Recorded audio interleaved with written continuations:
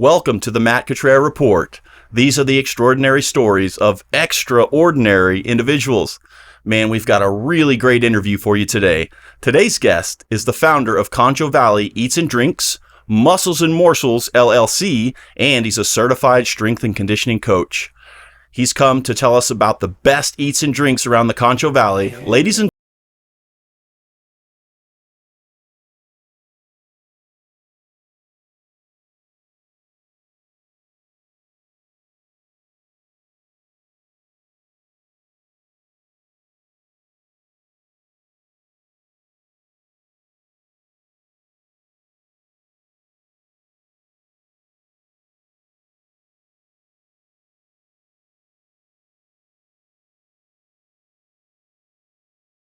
so, dude, you're a man of many talents, many trades, jack of all trades, as they say. Yeah, wear a lot of hats. So, man, you're a journalist. You're a really good writer. Thank you. You're a food and drink critic, basically, right? You would call it? I wouldn't. This is just me. I won't call it a critic because I think you need more credentials and more background from the food industry to really be a critic. Food reviewer, absolutely. Okay. Yeah, food reviewer, content creator. I would say, great strength and conditioning coach. Thank you. Worked in all kinds of different levels of the industry, the fitness industry, including right now. We just talked about what is your title now at your job? Yeah, so I am a remote musculoskeletal exercise physiologist with Vori Health. What's up, guys? So we got a couple of new sponsors. I want to thank Maximus Nutrition and Chris Nava for sponsoring the Matt Cottrell Report. It's pretty cool to have these guys. Man, I've known these guys a long time, and it's cool to be partnered up with them. I've been a long-term customer of theirs, and I can attest that these guys offer some of the best supplementation and nutrition in the Concho Valley. So tell them you saw it on the Matt Cottrell Report, and you'll get 10% off. Also, my buddy, Rusty Bartolomeo. So he's a realtor here in San Angelo. He also owns Angelo Ale House and Pizzeria. So we want to give a shout out to him for sponsoring the Matt Cottrell Report. Also, if you're looking to buy or sell a home, reach out to Rusty. He'll help you out. Thank you. I want to thank Angelo MMA and Fitness for sponsoring the Matt Cottrell Report. Also, the Re-Up. So guys, if you are looking to lose some weight, to gain some muscle, or you're looking to take MMA fighting seriously and learn that stuff and perhaps even become a pro, Angelo MMA and Fitness is the place to be. I'm telling you guys, I've seen it firsthand. They've got qualified coaches. It's a supportive environment. They took a 10-year-old novice fighter from knowing nothing to a professionally signed fighter who just signed the other day. So guys, if you're serious about your fighting or want to get serious, Angelo MMA and Fitness is the place to be.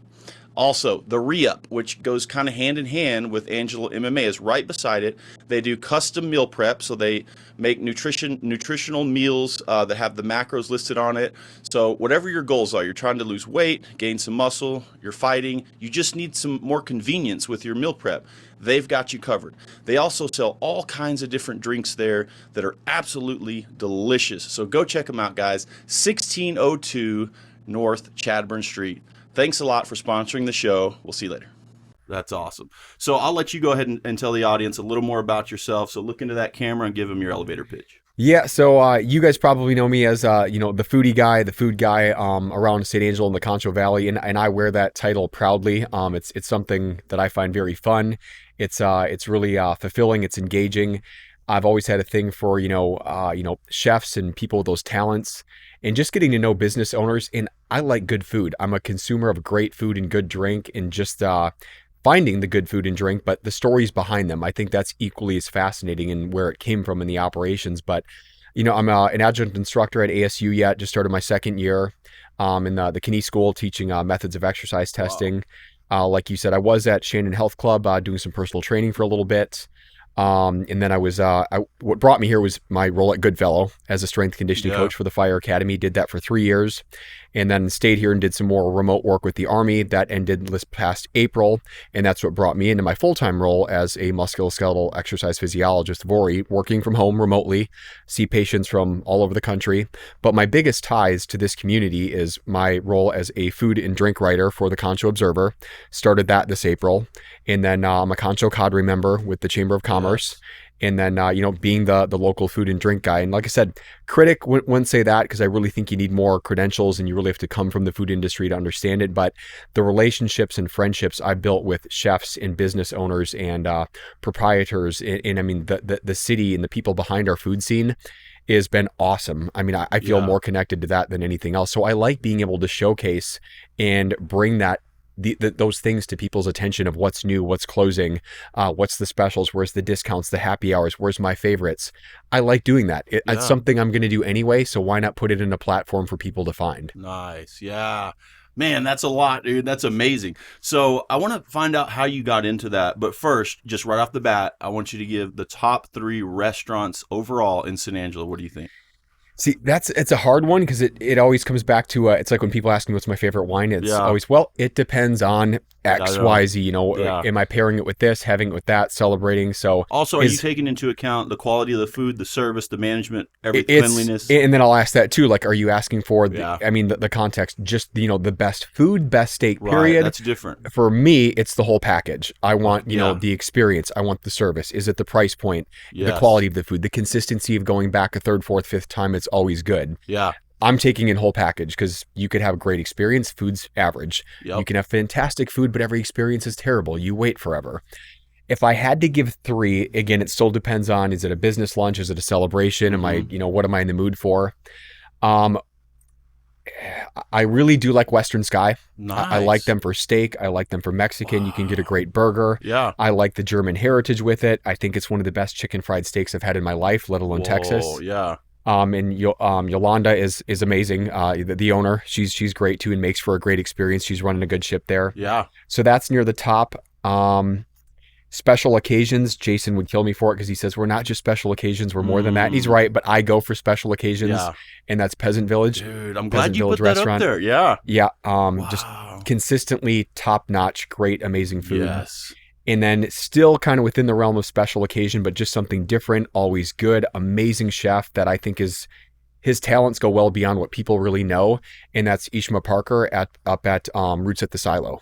He's got the first Saturday brunches. Yeah. He does nice. The dinners 3 days a week. I could have that wrong. It might be 4 days a week now.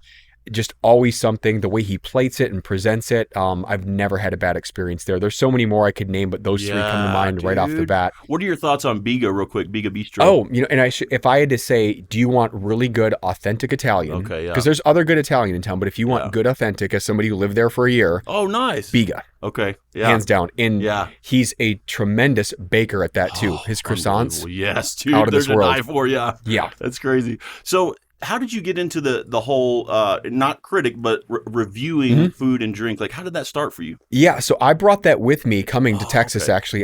In 2012, when I moved to San Diego, I started just doing a lot of like Yelping, and I started doing like Google reviews, and that was it. I just did those 2. I wanted my own voice, though. I didn't want another platform that was kind of built and controlled by something else. I'm like, I'm going to just start a blog. Nice. So I did SD Eats and Drinks, San Diego Eats and Drinks, and just started doing a blog. And it basically just never stopped. Anywhere that I moved to, when I was in St. Louis, it stayed there. When I was over in Italy, I took over a blog that another guy called Aviano Eats. Nice. And I was doing that. And then I came back to the States and got smart and finally created my own that was Muscles and Morsels. Yeah. And that could go with me anywhere. And it didn't matter where I traveled to, or if it was just a weekend trip, I could write about food and drink wherever I wanted, however I wanted, without being regionally tied down. Yep. So when I got here, actually, the way the Facebook page started, San Angelo Eats and Drinks, before I moved here, I wanted to find out, like any other consumer, a newbie to town, where do I go to find good food and drink? Let's start a page and just, so I can learn and find out from the locals. It blew up pretty quick, and it was gaining traction. So when I got here, I just kept it going. And as something I kept very consistent with, I was just aggregating and curating content. It became its own animal. Yeah. And, I got more formal with it. I talked to the guys from San Angelo to go, Carson and Preston in particular, and they kind of helped introduce me to some new places and where to go. And it just kept blossoming. It kept growing. And now we're at 8,000 members of really consistent users. There's good engagement. Amazing. It's not just me putting out content. True. Yeah. Business owners are other members of the group put up content saying, here's where I went, here's where I got. So it's got a lot of engagement. It's got a lot of user interface with it. And it's just kind of maintained ever since. Yeah. It's actually really impressive to me, because 8,000, followers, members, whatever, who are actively engaged? I'd you rather said, other people putting up content other than yourself. Like, I'd it has rather grown have, legs. I'd rather have 8,000 active members who are constantly Right. putting out good information, asking questions, than 30,000, but only 1,000 of them ever say anything. Otherwise, Yeah. it's just me. So Exactly. That's cool. Yeah. So what is the main difference, would you say? Like, what did you like about living in Wisconsin versus Texas? Do you like being here more? What's it like here compared to Yeah, and that's got it's funny because areas around here have their German heritage, not necessarily San Angelo so much, but like you go to Fredericksburg, you go to New Braunfels, very rich German heritage. True. Wisconsin, Madison in particular, and around there, very rich German heritage too. Big difference up there. The Friday fish fries are huge. That's just a big thing up there. Not so much here, but you guys have more of the chicken fried steak. You can find everywhere, and it's wonderful. Obviously, barbecue and steak is king here. Yeah. Now, Midwest meat and potatoes, it's kind of similar to that in Wisconsin, but barbecue's on another level here. Not that it can't be good there. Okay. It can be. Yeah. But you can go to what I would say, speaking as a native of Wisconsin, an average barbecue joint here, and it's still going to be awesome compared to somebody up there. Yeah. And you will consistently find good to very good to outstanding barbecue in small towns and big towns alike here. Yeah, that's true. Whereas up there, you got to look for them. Yeah, it's just not as common. Yep. Wow, interesting. So the other thing I want to know, because you travel a little bit around Texas and stuff, and weekend vacations, and you do that when you're traveling too. Yeah. So the question I want to ask, and that probably other people are interested to know, is how does San Angelo compare when it comes to good restaurants and eats and drinks compared to other Texas cities? Yeah, and it's really hard to completely compare side by side with a metropolitan city like That's an Austin, true. like a Dallas, like a Fort Worth, or we go to Santa Fe, we go to Albuquerque, that kind of thing. However, for a city of 100,000 people, we have chef talent, we have menus, we have culinary diversity that, as Walter Koenig, the former Chamber of Commerce president, said best, we hit several weight classes above our above our weight. Yeah. And we do. That's I mean, cool. you wouldn't find that kind of talent and diversity and consistency and even customer loyalty in other cities. Yeah. Granted, we don't have the number in the depth of restaurants that a bigger city would, but I'm really impressed that you can find good Italian, you can find good barbecue, good Mexican, you can find great burgers, you can find good desserts, you can find artisanal bakers, you can find artisanal ice cream here. Yeah. We do have it's more narrow. There's a lot of Mexican, a lot of steak, a lot of barbecue. We have no real genuine Mediterranean, Man, that's no real true. Greek, no Indian. Yeah. So we're lacking in a few other areas, but you can't have everything. Yeah, we're just not that big. Eventually, maybe we will. But I'm impressed. I think we do very well as a city of this size for what we do offer. I really do. That's cool to hear about San Angelo, because I thought that, but I didn't know for sure. I mean, it seems that way. So what would you say is your favorite kind of food? Like, is it Italian, Mexican? What do you like the most? That's another really big, it depends. And I think this is what makes me a bit of a foodie, is that I'm open-minded to a lot of different food. Yeah, and sometimes, you get that hankering. God, I want some Indian so bad. Man, I want some pho. Oh, yeah. Man, I want some sushi. I could go for a burrito or some fajitas right now. So it does depend, but I get a kick sometimes where there's the one cuisine or domain I think I could eat every day and probably never get sick of it. Is steaks, so steakhouses. Yeah, okay. I could do steaks all day, all the time. I love my sushi. Yeah, I do too. Ooh, we got to get into that. Sushi. I think I know where I do like me some fajitas. Yeah, like combo fajitas, shrimp steak, chicken type thing. Yeah, and then I could do a good stir fry just about any day of the week too. Yeah. I'm kind of in line with that. So having said that, where can you find one of the best steaks? Let's start with steaks in San Angelo. So again, Western Sky. I'm going to plug them. I figured. And this is where I'll be open. I'm not against, commercial or big brands or anything like that. You guys have probably noticed on like the website and the reviews, I almost never do chains just because they're the same everywhere. It's no different here than anywhere else. So there's nothing that unique or special about one here, but one that consistently delivers here and elsewhere. And I've been to 10, and I mean around the world. There's one in Dubai, believe it or not, that I didn't know about till I stumbled upon it. Texas Roadhouse is one of the most. Say that. The only thing that could be in Dubai. One of the most consistent steakhouses I've been to anywhere. I gotta agree. Great price point, good quality, good service. I have had to wait a little bit at some of them on busy nights, but consistently good. So I do tell people, if you're looking for something consistently good, I might push them to try Western Sky or go to somewhere that's a little bit more mom and pop. But I can't say that Western Sky is not good, because it is. Yeah, exactly.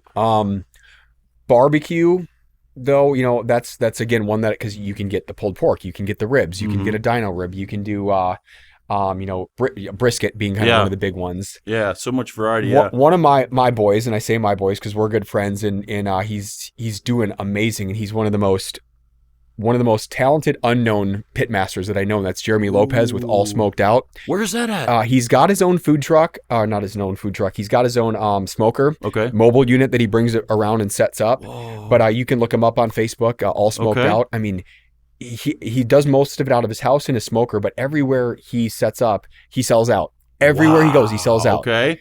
You think there's a restaurant coming soon, or a food truck or something? If I again infinitely wealthy, I'd throw him whatever money he needs to start a food truck, because I think he'd kill it. I think he'd kill it anywhere. But All Smoked Out, he's really good. And then if I had to give a brick and mortar spot, I've been going to them. It was actually the first place I had barbecue here, and I've been going back ever since. And that's the Pit. The Pit, I knew it. Yeah, it's good. They do have the dino ribs, and I love a good dino rib. What is a dino rib? So it's a beef rib from a cow. So like a pork rib, right? Yeah. They're much smaller. Well, imagine a whole rib from a cow. It's a dino rib. Like Flintstone style. Flintstone, yeah. It will take up the whole plate. That's cool. And they crush it with those. One of the only places I know offering it, but they crush it with those. Very nice. Yeah. What about burgers? Give us a couple of places, again, and this is why I like them for their diversity of quality. You can get a huge burger at Western Sky for a decent price. Okay. Yeah. But if I went just for I'm going for the best burger in town, I'm probably going to have to go to... I'd probably have to say Big Burger. Is that on Chadbourne? Yep, North Chadbourne, Big Burger. I don't think I've had one of theirs. Really? Yeah, really. Tommy, I didn't think you'd say that. Tommy Nolan Janis, he turned me on to them. But it was, that's my boy. Shout out. Yeah, there's Gorilla Burger, but I think they closed. Yeah, I think they closed down. So now I go to Big Burger, and they are consistently good. You know who else has a pretty good burger, dude? Is Mad Messy. It's good. They do. The only reason I didn't say them is because I haven't had their burger. Okay, yeah. Now, cheesesteak, fair enough. Hands down, dude, that is where I go. Oh my gosh, yeah. They will make you a classic. Yes. They will doctor it up. You can pick and choose whatever you want. The Texican is my favorite. Yeah, what Pettit is doing with cheesesteaks, and he's brought Philly to San Angelo. Yeah, dude, that's cool. I need to try his burgers to see if they're on par with his Phillies. Amazing, dude. What about? Are you an ice cream guy?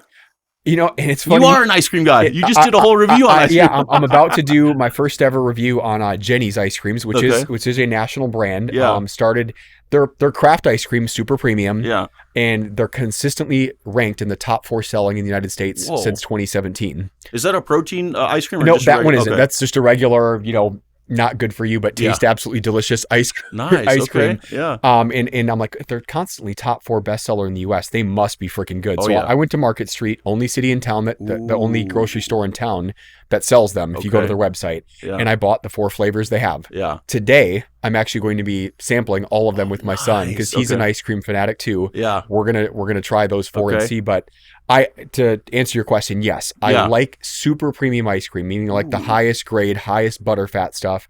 Yeah. This is just me. I don't mess with Haagen-Dazs, Ben and Jerry's, Blue Bunny. Those are good. Yeah. And if that's your favorite, that's your favorite. But I get the really good. So you're like an ice cream stuff. Snob almost. Absolutely, I am. And I'm willing to say I don't want that stuff. I want this. So,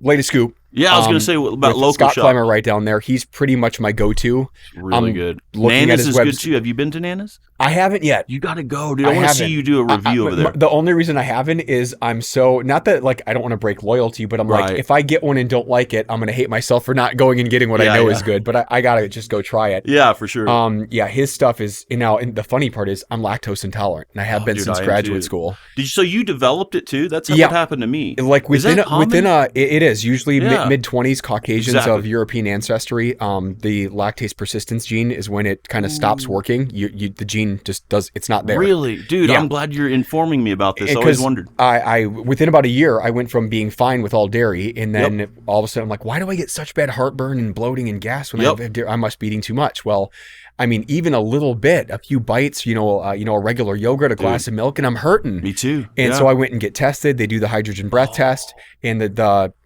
dietary specialist like, yeah, you're off the charts. You're lactose intolerant. And I'm like, no, you're full of it. I'm from Wisconsin. I grew up on this stuff. They go, okay, that's that's fine, but this is usually when it happens in your early 20s. Yeah. And then my brother Mike, same thing. A couple years later, we're 2 years apart. He had the same thing. He started having a problem with dairy. Now my other two siblings, they got lucky and got the lactase persistence gene. They can keep eating it. But and that's another reason I'm so picky with ice cream. If I'm going to eat it, now I can't go hog wild. Do you take a lactase pill or whatever? They help, dude. I've tried like 3 or 4 different brands. I've tried double dosing. I've tried doing it before, during, after. You must be immune to them or something. Nothing. Yeah. Like everyone said, oh, you'll be fine. Take the lactate. Take the pills.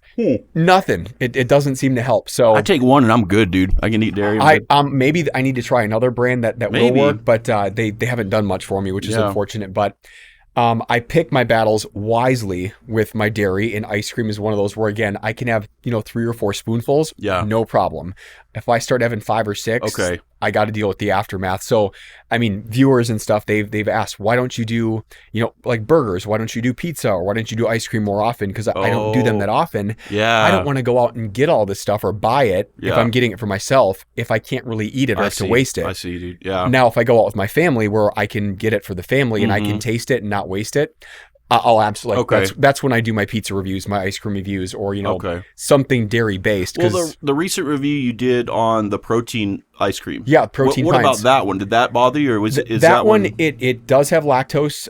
They keep it low lactose just for that purpose. And I ate the whole pint. I did get a little heartburn from it. Nothing that bad, and it passed pretty quick. But no gastrointestinal disturbance. What was that or brand like called that. again? Protein pints. Okay, so do you think that's better than Halo? From a macronutrient standpoint, if you're looking for ideal macros, higher protein, yes. Okay. And that's me being objective with you're getting 30 grams of protein, less sugar, slightly less calories, but I still love my Halo Top. Okay, yeah. It's a healthier version. It is about half the protein content. The difference is Halo Top is about $4. Protein pints, $7. So you got to consider that. Okay. Yeah. So, I mean, it really depends on what you're looking for. Protein pints is great. They're at Target. If you're really into something healthier that still tastes pretty darn good, is it on the level of a Latest Scoop? Yeah. No, not on that level. Yeah, you can't make it healthy and that good. At least nobody's done that yet. This reminds me of something. So and we'll get into eating healthy and talk about how it's easier than you think to do that, which I think you'll probably agree. Yeah. But I had a client one time, he had just started, and he's an old friend of mine now, but I was telling him about how to make a protein shake. Yeah. I said, put this in it, peanut butter, put some oats in it, whatever. And he did it, and he was like, man, I don't like it. And I was confused because I was like, man, I look forward to my protein shake. And what I realized is he was comparing it to a regular milkshake. That's what he was so used to, and I wasn't used to drinking those anymore. So to me, it was like a treat. But for him, it was like drinking chalk. That's his baseline, and he's coming to that. Yeah, that's a hard comparison. So what do you think about that, though? Like, the argument that people have about, I can't eat healthy, it's just way too expensive. I mean, that's not necessarily true, right? I mean, everything's more expensive now. That's true. That's definitely the case. But I mean, if you strategically look for where you can buy in bulk and how you can make things in bulk and where you can look for deals and discounts and buy things at economy versus, I mean, you can't, my wife and my son, every now and then they eat out fast food a little bit more than I do.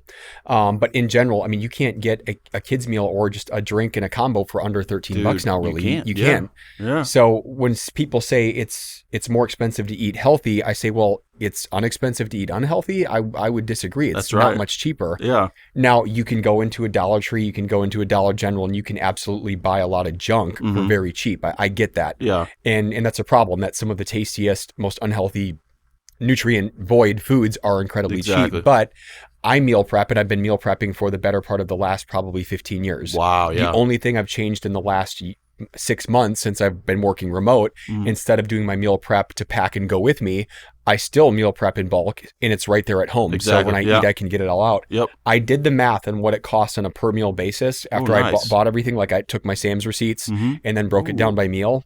As somebody who eats 4,000 calories a day on my rest days and closer to 5,000 on my training days, nice. I eat 4 meals a day almost every day.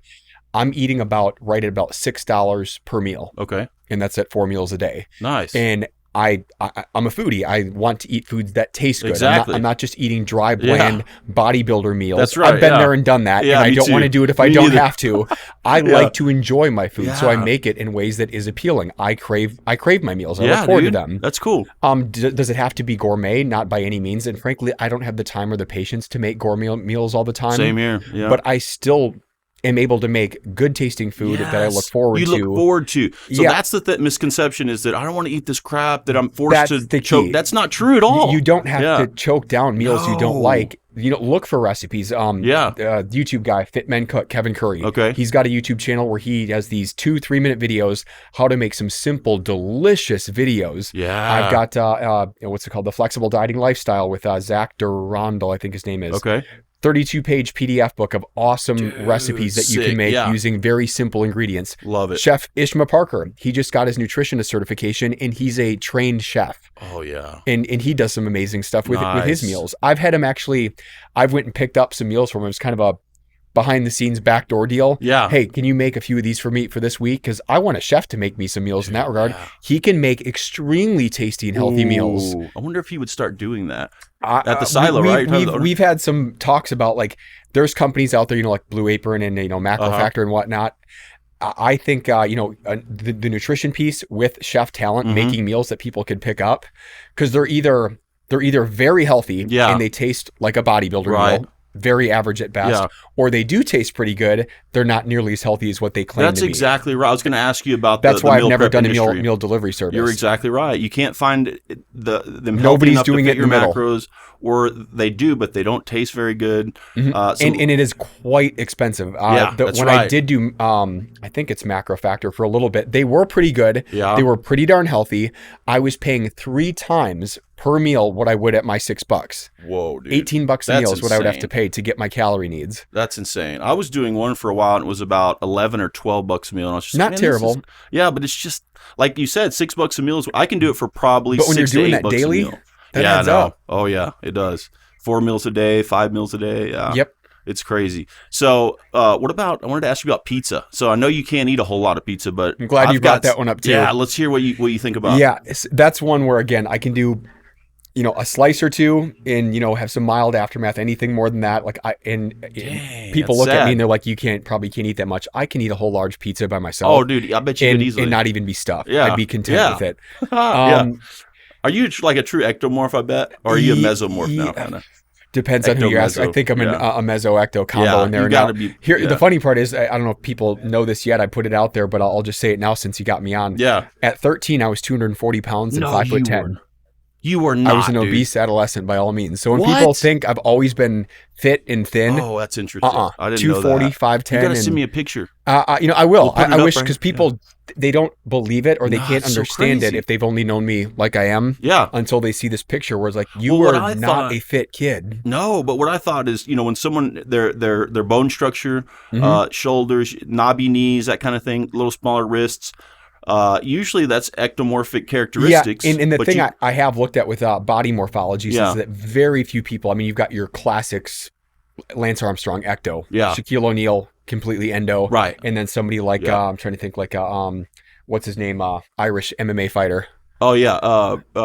Conor McGregor. Yeah. Classic mesomorph right there. It's like 3 perfect examples of. That's really good.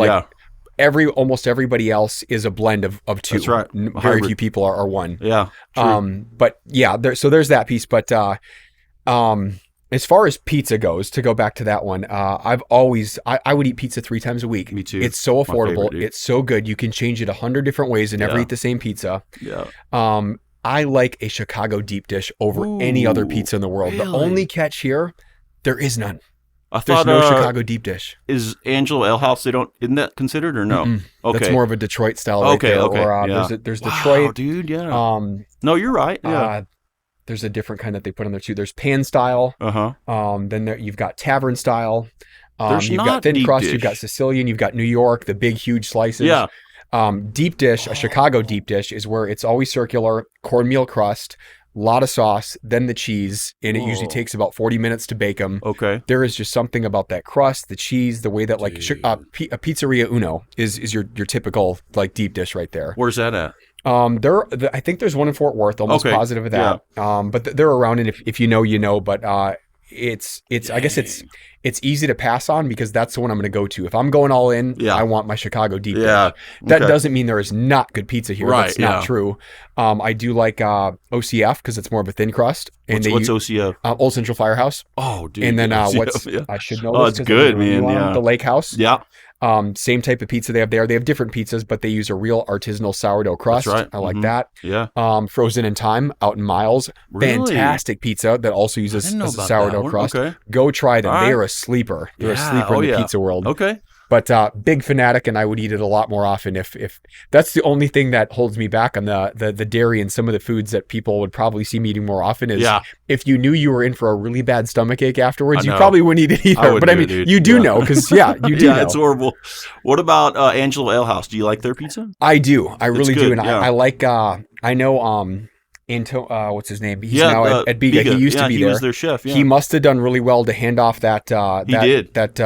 That pizza peel right there. Exactly. They're still making fantastic pizzas from there. that same dough that he created. The original Mama. They call it Mama. Yeah. Yeah. The cool. dough is. I mean, that's where it's at. But their toppings are good. They have a mushroom fungi pizza that's outstanding. Nice. And then they're again consistently good. Yeah. Their Nutella pizza that my boy Rusty, shout out, he's a sponsor. Yeah. He came up with that, and it's amazing, dude. I love that. The calzone one. Yeah, I think it is. Yeah, it's like a calzone, Nutella. isn't it? Yeah. Yeah. My kiddo and wife got that when we went there the very first time. Yeah. And I'm just like, that's what I want on my, if I'm in prison on my last meal, like I'm death row, I want that. Yeah, me too. Yeah, seriously. Like, it's like you just indulge. It's crazy. Yeah. They have some fantastic pizza too. Yeah. And I like, the craft artisan piece because then you get to see that the chef's skills come through versus just kind of just throwing something together. That's right. You really get a flair for how they make it. Yeah, that's a good point. What about Stangos? I like Stangos. Haven't had it yet. Oh, you're gonna love Stangos. I'm hearing good things. Yeah, you'll love Stangos.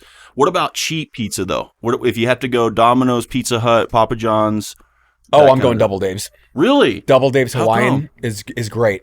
What about Double Dave's do you like more than, let's say, Domino's? A lot of people like Domino's or Pizza Hut. You know, it's just better. Okay, just overall it's just better. It's the one. Interesting. And maybe it's, what do they call that? The primacy effect. When the very first time you had or saw or tried something, it imprinted. That's the first pizza effect I had there was the Hawaiian, and it just rocked my world. And that kind of like, it anchored itself in my mind. That's like, this is what Hawaiian pizza should taste like. I like that, dude. The primacy effect. And then there's the recency effect. If you just had a burger at your favorite place, that's going to be the most relevant thing on your head. Makes sense, that's the best one because I just had it 24 hours ago. You can't think of anything else. Recency and primacy effect. Yeah. What about wings? You like wings? I do. And now I'm going to have to go audible on this one, or go alternative. I mean, BW's is good. Mm-hmm. I do like Wingstop. Yeah. Actually, going back to Angelo Ale House, they have is it the Bonanza wings? I've never had them. I don't know. It's the Bonanza or the Bazaar wings. Sorry to those guys if I get wrong, good. but he had me just try some one day with an order that I got, and they were fire, as in like fire good, but fire also hot too. Yeah. I think it's the Bonanza wings. Okay. Those kind of rock my world a bit, but I've been smoking wings in my own smoker out in the back, my backyard lately. Nice. And anytime I think about going to get them, I'm just like, I can smoke 2 dozen right back there, and they're cheaper than what I would pay anywhere else. For sure. You know who had amazing wings, dude, was Whiskey River. They were selling them on Sundays for 50 cents a wing. We got them one day, just somebody told us about it, and then we could not stop getting it. They were amazing. Yeah? Best in town. Yeah. Are you a dry rub? Yeah. A wet sauce? A wet sauce, yeah. Bone in, yeah. I'm a bone in. I'd prefer the drumettes, like drums versus the wings. Same here. I could go either way, but I'm lemon pepper all day. Me too. I like lemon pepper, garlic parmesan, just the regular mild. Yeah. What about spicy stuff? Do you have a tolerance for that? I don't really. More than the average Joe, actually. Okay. I like my heat, but heat with flavor. Heat. Okay. So like for example, a wasabi or like, a chipotle heat. A Frank's Red Hot heat. There's flavor with it. Gotcha. Heat for the sake of just this hurts. Yeah. I can't stand that. That drives me nuts. Like it's just a pain. It's a sensation. There's no flavor with it. Exactly, dude. What about sushi? Masa. Yeah, dude. Hands down. I went there for my birthday and I had been banking on it a whole month out. We're going to Masa. We're getting the Love Boat. And if none of y'all ever had the Love Boat, one, bring the whole family because you're going to need them. Yep. Tell them kind of what it is. Yeah, it's a yard long boat that's got 4 different sushi rolls. It's got it's got maki rolls, it's got nigiri, it's got everything, a little bit of everything on the menu there, and it is terrific. Amazing, yeah. I lived in San Diego for 4 years, dude. Where how can you got you Mission even Beach, compare that Ocean sushi Beach. to this, though? That's just it. I was reluctant, like, how is San Angelo, Texas sushi going to compare to that? Because I've had great sushi. It's on par. What? It's on par. That's crazy. That's my opinion and take. Man, but it's cool. The one place I've been to in the Concho Valley that's on par. Other places do fall a little bit short. And now that's not me saying they're bad. Yeah. They're just that much better. For sure. Like I've talked to some people who are like, self-proclaimed food reviewers, critics, and they always say, oh yeah, there's no sushi here that can compare. Yeah, Moss is all right, but nothing like living on the coast and blah, blah, blah. So that's interesting to hear that. And that was my attitude. But again, I go in open-minded, not trying to think this is going to be crappy going in. Well, it's going to be crappy when you taste it because you've told yourself that already. But Vivian's doing something well. I believe their sushi chefs are trained by a trained sushi chef from Japan, or the one that they had come over that headed things up when they opened it, trains them. Nice, dude. So they're getting good quality sushi, and they're doing it, to tradition. Yeah. Can you do like completely raw fish, or do you do cooked sushi? You do? Yeah. I actually prefer to go way more traditional with just basically, like a rainbow roll is probably about as creative as I get because it's got the 3 different types of fish. It's got the avocado. It's basically a California roll with all that on top. Yeah. I don't like it with, like the spicy crab thrown in, the cream cheese, the mayo, the sauces. I don't like that Americanized stuff. Yeah. you eat one roll and it's like, to me, it's just like a lead shot in your gut. It's so heavy and all that stuff. I want to taste sushi rice, the nori, and I want to taste the fish. That's cool. Maybe some good avocado in there. Did you ever think about, were you ever in the restaurant industry at all? The closest thing I've been to being in the restaurant is what I do with wine. And talk about that a little bit. Being a wine judge and having done some wine events, some wine education workshops around here. That's the close. Because and I say that because I've judged wine, so you're in that industry. I've made revenue from the wine industry, so that's as close as I've come in it. I've done some food pairings and educations with it too at the Secret Garden Lounge with Lori Joe. Oh, they're awesome. I do a little bit of partnership work and collaboration with English Newsome, and I got to say I love doing that. Nice, man. Yeah. And I want to keep it at that because I think if I went any deeper into actually hospitality and being in the backside, that is a cutthroat business. Is it? It's high stress, it's cutthroat, it's fast paced. Yeah. I get just enough to be happy with it without really being in depth with it. It might ruin it for you if you go further, you're saying. Yeah. So what are you like with red? Are you a dry red guy like a Pinot or a Cabernet? Or if I had to say what kind of wine guy are you, a dry red. Me too. Interesting. Yep. But now in these hot Texas summers, my palate does change to really light reds. Okay. More rosés and even some whites. Okay. But it's still on the dry side. But once it does start to get, once it gets a little bit, cooler out and stuff like that, not the hot time of the summer, I'm definitely a dry red guy. Yeah. Most people who are not wine connoisseurs or they don't do what you do is they're like if they're a dry red guy, they're a dry red guy. They don't do like sweet wines or white wines, which is kind of how I am. I'm an amateur, but I like dry reds, and that's about it. My wife likes the sweet stuff for sure. Okay. Like we're polar opposites, but ironically, Texas Tempranillos and fruit forwards that would be dry on a technical spectrum, she likes those. But that's what some of the acids and tannins and stuff can do to a wine. Although it is dry, it makes it taste sweeter. And I'm convinced women are more often than men by about 66% to be super tasters. They can taste at a lower threshold than men can, and I think she's one of them. What about smells too? I feel like that's just it. She can pick up on an aroma, a smell, an herb, a scent, when nobody else does. Yep. And so I think makes sense. 80% of taste is olfaction from your nose. So it doesn't surprise me that she can smell really well, but also pick up. And it's funny because we go to tastings and she goes to a lot of them with me, and I'll be tasting something or smelling it. And I'm like, it's ginger. Whoa, oh, that's lavender. It's gypsum. She can pick it right sage. up. I'm like, that's it. She does it all the time. That's hilarious. Yeah. Yeah. How long have y'all been married? We just hit our 3rd year this past April. Oh, congrats, dude. Yep. How do you like the married life? Do you like it? The family? As someone who got married, much later. This was my first marriage at 36. It would have been at the time. I'm liking it. Cool. That being, just sharing your life with someone, the things that you love most, the things you like to do most with someone, you can experience it with them, and theirs with you. That has been incredibly enlightening for me. That's cool, like life is so much richer with that. Yeah. She also puts me in my place. Probably as much as I need to be. Right. Yeah. Yep. And then having my son, who's now 10, having him in my life too, someone that, I want him to be able to emulate and look up to, and, to be a father figure for it. Man. It's changed me a little bit too, Oh, in good ways. Me too, dude. Having a son has changed my whole life. from that perspective, wanting to be a good example for him. And when you've got the wife and a son, you do have to think, I was initially selfish because I've only had to worry about myself my whole life. Yeah. And now you have to think outside of yourself and for other people and the benefit of the family. And it's made me a more well-rounded human being, I think. Dude, that's really cool. Does she like all this stuff too, that eats and drinks? And she does. And I think that's what makes us click so well, is that she's always along for the ride for these kinds of things. Yeah.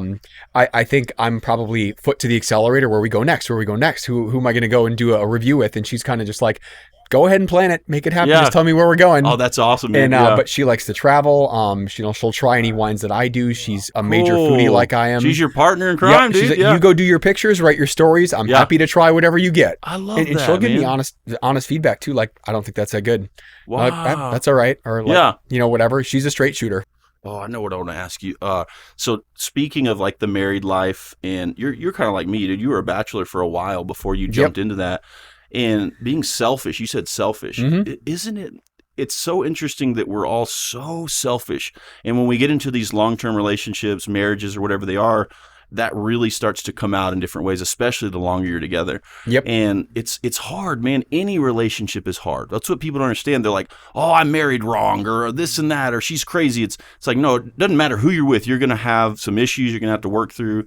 So what's that been like for you, having to really work on your selfishness and be selfless with your partner? Yeah, and by no means have I mastered it. By no means do I think I am perfectly selfless yet. And like I said, my wife's there to put me in my place sometimes and just, give me the reminder, well, what about us? Or what about Owen? Or, let's keep things in balance, that kind of stuff. And I've gotten better at kind of self-auditing when I'm a yes man. I want to go and write this story and go to that place and, keep my gym schedule and then, my ASU stuff and then my day job. It's really easy. Like, I think I'm keeping busy with productive stuff for me that gives me gratification and I can build off of. But then I'm pulling away from something. I don't realize it in the moment because all of this is productive stuff I like to do. I feel like I'm a good professional, keeping busy, but at what expense? Look at it from the outside. You're not doing anything with your son. Have you planned for anything with the family, or are you just putting it on the calendar to make it look like you did? Really being genuine with family time. And when you're there, you're there. And I'm getting better with that. It's not perfect yet. And it's usually, and this is one of the things that comes, I think, the maturation of being in a relationship. And like you said, not pointing the finger and sometimes bringing it right back this way. Yeah. It's when I have failed to be selfless and gotten a little bit too selfish that I've gotten myself into trouble with a rough patch with, the wife or the son. And it just takes kind of a second to stop and maybe push the emotions aside, look at it objectively and be like, yeah, that was a little bit more about just too much me. Yeah, and not dude. the family. Not intentional, not to be spiteful or malice, but just didn't give it a second to think about, does this benefit everyone? Not that I can't, when I'm in the gym, that's my time. That's my zen. That's my moment. That's my me time. And my wife knows that and she respects it and she gives me that time to go do what I need to do. She knows I'm an extrovert. I like to go out and be with people and do my things. But I'm getting better at pulling in the reins and being able to say no and keep family time to family time. Yeah, man. I see myself in some of what you do is like you are, I don't know if I would call you a type A personality, maybe, but you're very structured. It seems like you thrive with structure. I like structure and routine. Yeah. Absolutely. And you're very super productive and it kind of drives you crazy if you're not in a way. Yeah. So I'm like that as well. And just like you said, dude, like I'll feel like, okay, I'm conquering the world, but I'm neglecting all this other stuff. And so, dude, it's like, what I want to know, I guess, is what makes you like that, do you think, where you're always having to go after something? You know what I mean? Like, fill your schedule up. Like, what is it for you? I think that's just part of each individual's hardwiring. It's just how we're put together, how we're built. And I think that's what drew me. I was going to go military out of high school. I was going to go Army. And I think it's because I liked the structure. I liked the routine. I like rank order, that kind of stuff. And ironically, having worked with the military for now 9 years, never having been active duty, I think that's why I was still drawn to it because of the structure, because of the routine, standard operating procedures. And so when I have to deviate too far from that, it gives me that anxiety. And that's why they have, type A people and not type A people. Yeah. It's how we're wired. That's right. Yeah. It's just, I guess I was asking you that more of a reflection of, I'm wondering why I'm like that. So I was curious about your answer, but you're right. It's just hard. I'm sure some of it could be upbringing, some of it could be past experiences, but I think we respond to it well and we've stuck with it despite anything else, because we're just wired that way. Yeah. But also something interesting, what I want to know is, as a child, were you that way too? Or you develop into that more? Because I developed more that way. Yeah, see, same thing. Really? I look back, as a kid, and I was more of a free spirit, and just whatever, whenever, however. And I wouldn't say it was probably graduate school where I really started to get more routine, more scheduled. And then I got into bodybuilding in a little bit too. And I think that's why I gravitated towards bodybuilding and physique sports, because of the routine, the schedule. There's Same here. Principles, there's things you have to do and not do, and the type of lifestyle you have to live with it. And then it spilled over into professional life. And that's just, it came out. I think it was always there. Kind of the seed was planted. Right. And like you said, as it got watered and I grew up, it's just manifested more to be that type A routine structured person. Dude, that's fascinating. When were you born? What's your birthday? I'm an 84. But January? Is it September of 84. Okay. That was my grandmother's birthday in September. Yeah. When are you? January 12th. I thought you might be a Capricorn because you have some of those characteristics. I don't know. What is September anyway? Virgo. Not that I believe in all that, but what are the characteristics of a Virgo? Very ambitious. The thing is, you can pull pieces of all of the astrological signs, but ambitious, structured, serious, analytical are the big ones that come to mind. So when I read those, it's like, yep, that's me. Oh, yeah. But yeah, I can't say I abide by all of those 100% either. I'm the year of the rat too, and I don't know what that means. That's hilarious. What's your wife like? Is she that way too, or is she a little more like kind of laid back, casual? Way more laid back. Okay. Yeah. Like I need to go out, and this is the introvert extrovert. I need to go out and recharge the battery with social events and outings. Mm-hmm. She would rather honestly sit at home and watch, what do you call, like a reality TV? Yeah. And just, lay back and at home and chill out in the quiet right there. That's how she do recharges. That at all? No. Interesting. You cannot I'll sit there in the chair and my feet are going and I'm just like, I can't sit still. I'm reading a book, then I'm on my phone, then I got to have my Kindle or something. Yeah. I'm looking for stimulation. And she's even said, babe, do you need to go out and have a drink? Do you need to go out and find the boys? Something like that. And I'm like, yeah, I kind of do. She's go. Just go. Man. She knows it because she sees it. That's important, dude, that she knows how you operate. Yeah. And I've tried to pull her out a lot. Like, let's go out. Let's go have a drink. Let's go downtown. I really, how can you not want to go? It's been a long week type thing. I've realized she charges different than I do. Exactly. Yeah. And that's that's fine. But we've identified that and we respect it with each other. That's the key, dude. So before we get out of here, you're on a time crunch. Two things. One, I wanted to tell you about something, and the audience is brand new. So we're about to start doing something where people are nominated. I'm not going to explain yet what it is, but it's a local San Angelo award thing, and you've been nominated. Oh, wow. If you win, we're going to have you come back in studio to accept your award. Just a quick deal. That's awesome. I like that. Yeah, look forward to that, dude. I mean, if I get it, great. But I mean, I think just anytime, an award or attention is given to people doing things that, have impact on the community, that's awesome. I'm glad you're doing that. Yeah, it's going to be cool. And then lastly, I ask everyone this. What are 3 things that you're genuinely grateful for right now in your life? 3 things. I would say my family. That's definitely number 1. That's my anchor right there, is the family. 2 would be my community. I'm happy to be a part of this community and my place within it. I feel appreciated. Yeah. I feel like I'm connected to it. And that makes you enjoy where you're at more. And then my health. As a health and fitness professional, I value my health every single day. And it's not until I get sick or get a cold or have an injury that you learn to appreciate just getting through the day healthy, pain-free is a gift. You are so right about that. That's right, man. Well, thank you, man. Thank you. I want to have you back on to talk more about strength training and stuff like that. Oh, let's do it. We could go down that whole rabbit hole for sure. But thank you so much, Josh. I really appreciate it, brother. Yes, of course. Thank you guys for tuning in. We appreciate your support. Thank you to Josh for coming on the show to tell us about some of the best food around the Concho Valley, best pizza, burgers, ice cream, you name it. Keep watching, guys. We'll see you later.